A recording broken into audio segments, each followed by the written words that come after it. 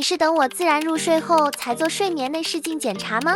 不可能啦！如果等你睡着，然后我们内视镜给你放进去的话，你一定会不舒服，然后打喷嚏，哈啾就醒过来，那这样检查就会不准。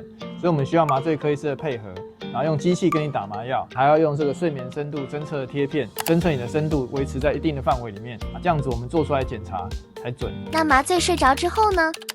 睡着之后我们就给你录影嘛。那我们在录影的过程中呢，我们可以做各种测试，比如说贴嘴巴啦、侧睡啦，甚至可以给你戴纸和牙套，看看治疗效果怎么样。如果这些治疗效果不好的话，那我们也可以知道说应该要做什么手术才能改善你的这个打呼跟睡眠状况。